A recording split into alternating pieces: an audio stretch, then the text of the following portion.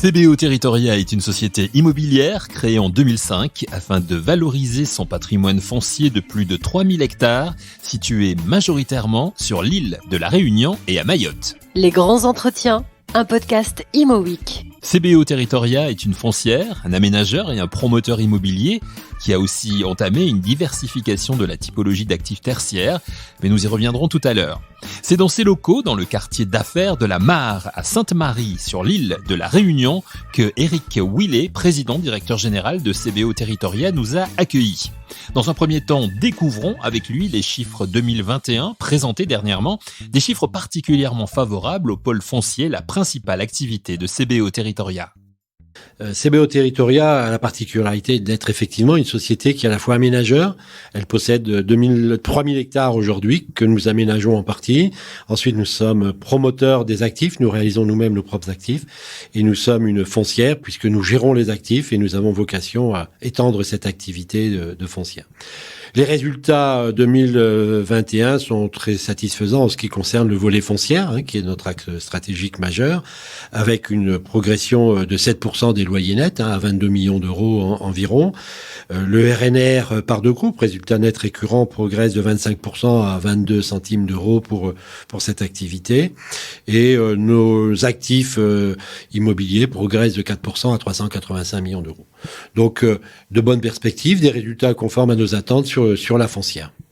Malgré les difficultés que l'on a pu connaître, malgré la crise pandémique, malgré tout cela, la promotion a peut-être subi quand même un petit peu cette crise. Alors, la crise a eu assez peu d'effet sur notre activité.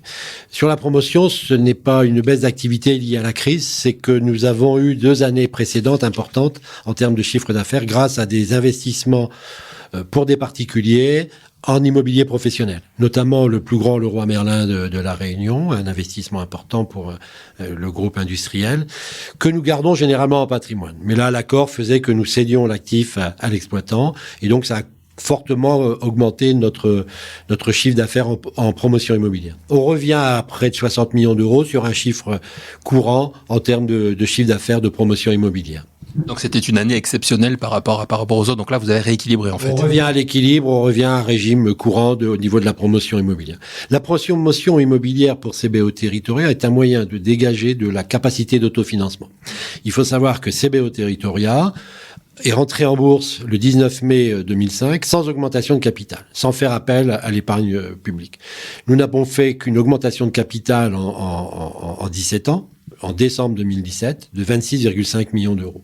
Tout le reste a été réalisé, toute l'augmentation de l'activité de CBO Territoria, par le réinvestissement des résultats dégagés annuellement au travers de la promotion ou des résultats de la foncière, qui sont réinvestis pour développer nos propres actifs fonciers. Vous venez de présenter également donc un plan stratégique à horizon 2025. Quelles en sont les grandes lignes ? Alors, les grandes lignes de ce plan stratégique sont de poursuivre la fonciarisation dans les secteurs d'activité, des activités économiques sur l'île de la Réunion. Nous envisageons de passer d'ici 2025 de 300 millions d'euros d'actifs patrimoniaux en immobilier professionnel à 430 millions d'euros, ce qui est donc une augmentation significative de plus de 40%.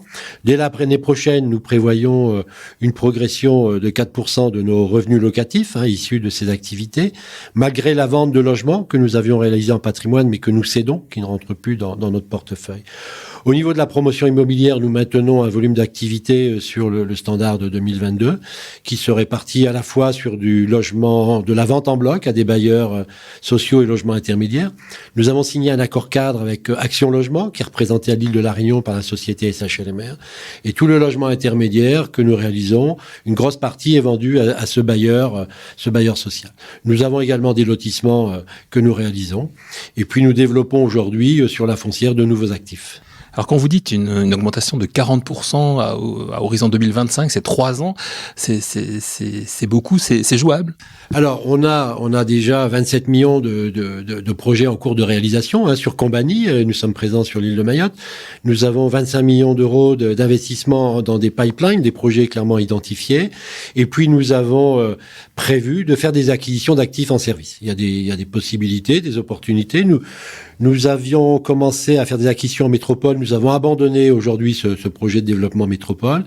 Mais donc, nous avons un portefeuille d'actifs en vue sur La Réunion et Mayotte pour pouvoir aussi compléter ce portefeuille d'actifs professionnels. Le foncier, comment ça se passe ici, le foncier? On sait que CBO Territoria avait du foncier lorsque vous avez créé la société. Où en est-on aujourd'hui? D'autant qu'avec les normes, tout ce qui concerne la RSE, le développement durable, etc., il y a surtout sur des îles préservées comme l'île de la Réunion ou Mayotte, il faut, j'imagine, être particulièrement prudent. Donc, comment ça se passe? Est-ce qu'il y a encore quand même du foncier? Oui, il nous reste du foncier. Donc aujourd'hui, nous avons aménagé sur les 17 ans de CBO Territoria plus de 250 hectares qui ont été viabilisés par nous-mêmes. Quand j'ai démarré, nous avions que 5 hectares constructibles. Aujourd'hui, nous avons aménagé plus d'une dizaine de quartiers, à la fois en résidentiel ou en immobilier professionnel. Sur ces fonciers résiduels, nous avons 1400 logements encore ou lotissements à réaliser et nous avons plus de 30 000 m², 35 000 m² d'immobilier professionnel en surface de plancher à réaliser, qui constitue aussi un potentiel de développement de la foncière. Mais aujourd'hui, nous avons prévu 25 millions d'euros pour des acquisitions foncières ou des aménagements de terrains que nous avons qui sont constructibles mais qui nécessitent une viabilisation préalable. C'est notamment 37 hectares au cœur de la zone balnéaire sur le secteur de Saint-Gilles à l'Ermitage, qui est le cœur de la station balnéaire de La Réunion, sur lequel nous avons un projet important mais qui lui va s'étaler sur 10 à 15 ans comme les opérations de cette envergure, essentiellement dans de l'immobilier touristique. Du foncier encore disponible, des projets d'envergure à horizon 2025 pour CBO Territoria, à la fois sur l'île de la Réunion où Eric Willet, le président directeur général de CBO Territoria, nous a reçus, et à Mayotte. Mais quels sont les prix du marché sur les deux territoires? Réponse de Eric Willet.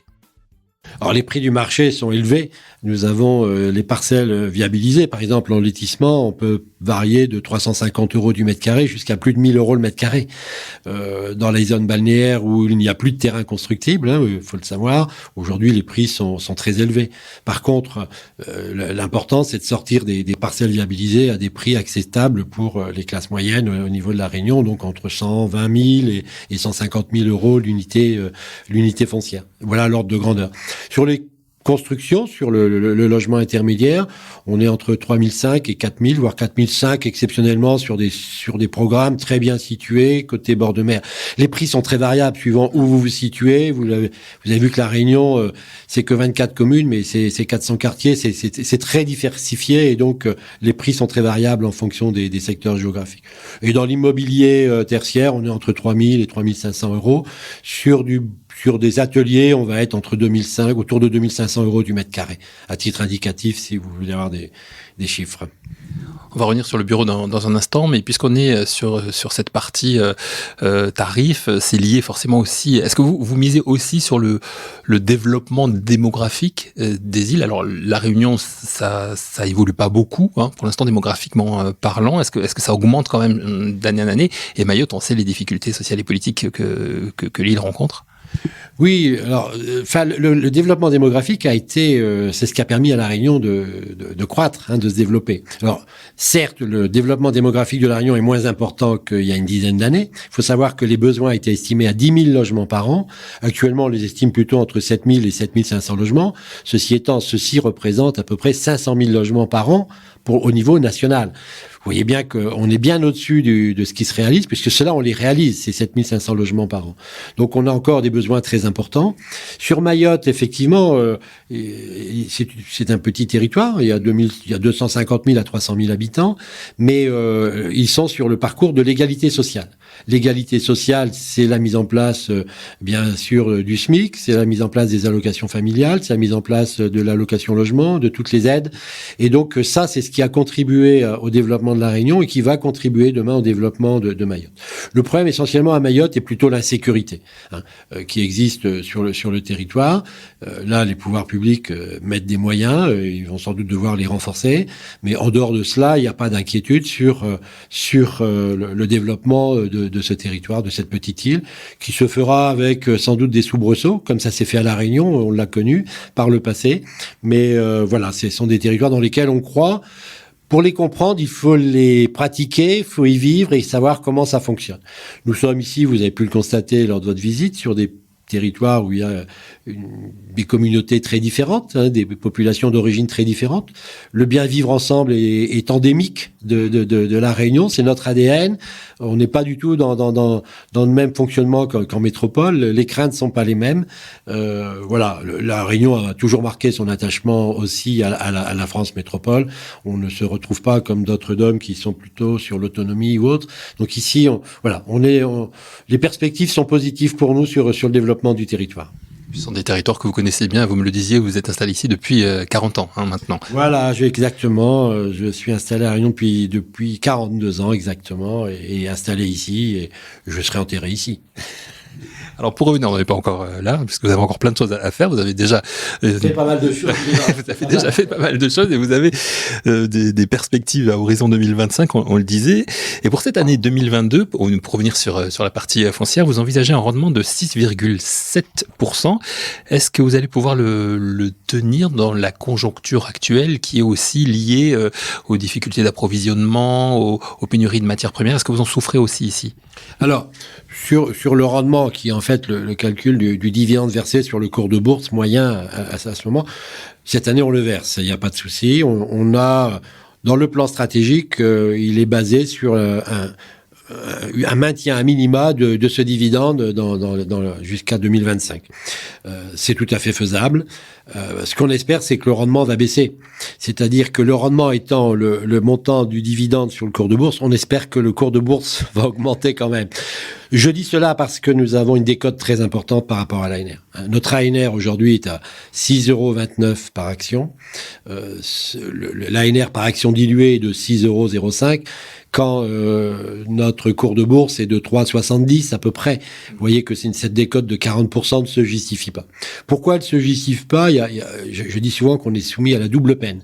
C'est-à-dire que nos analystes financiers prennent des taux de capitalisation de nos actifs en se disant le marché est peu profond, donc là où on est à 5 en métropole, on va plutôt être à 6,5 ici à La Réunion, ce qui fait que la valeur de nos actifs est finalement moins élevée que celle du marché métropolitain à résultat équivalent en termes d'exploitation.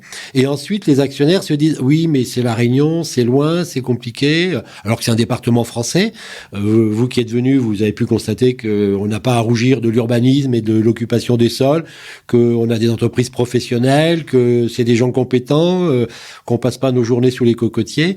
Et donc, il y a une deuxième décote qui est au niveau cette fois de l'actionnaire. Et donc, mais c'est la réalité, qu'on ait une décote de l'ordre de 20%, ça ne nous choque pas. Un maintien d'une décote de 40% sur l'ANR nous semble un peu excessif, mais montre bien que nous avons besoin de mieux nous faire connaître et de la solidité de l'économie réunionnaise. Nous n'avons pas encore évoqué le secteur du tertiaire avec Éric Ouillet, président directeur général de CBO Territoria, depuis son bureau dans le quartier d'affaires de la Mare à Sainte-Marie, sur l'île de la Réunion. Le tertiaire, on le sait, est en crise en métropole. Est-ce le cas aussi dans l'océan Indien, à la Réunion et à Mayotte? Réponse de Éric Ouillet qui, avec CBO Territoria, continue en tout cas à miser dessus. Oui, nous poursuivons sur le secteur tertiaire. Nous avons développé il y a 3 ans des espaces de coworking, non pas par effet de mode, mais par une conviction. Il faut savoir que plus de 80% de nos entreprises sont des TPE, PME de moins de 10 salariés. Et donc ici, il y a une vraie demande sur des petits espaces de bureaux que l'on constate sur nos actifs. Alors évidemment, 2020-2021, le coworking, vous avez bien compris que ça avait été un peu compliqué. Malgré tout, on a un très bon taux de remplissage de nos locaux. Simplement, les espaces à partager, les salles de réunion, sont moins utilisés compte tenu du confinement. Nous travaillons aussi sur l'immobilier réversible, réadaptable, de manière à ce qu'on puisse passer d'un local de 400 mètres carrés à 4 locaux de 50 mètres carrés pour permettre à différentes tailles d'entreprises. Donc ça, c'est des sujets que nous abordons depuis plusieurs années. On constate bien qu'il y a des demandes. Et puis, à la différence d'autres promoteurs qui sont sur l'immobilier de bureau, nous faisons des quartiers d'affaires. C'est-à-dire que nous apportons des équipements. Ici où nous sommes à la Mare, nous avons une crèche, nous avons 4 restaurants, nous sommes connectés au TCSP, nous avons des parkings relais.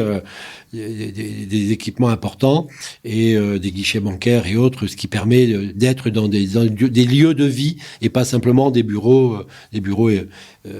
Voilà. Donc ces équipements-là, c'est notre approche, hein, c'est de dire on fait des lieux à travailler. Mais on est conscient, et puis je pense qu'il faut attendre.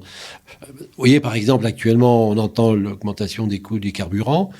Tous ceux qui sont partis habiter là après la Covid à la campagne vont se poser des questions.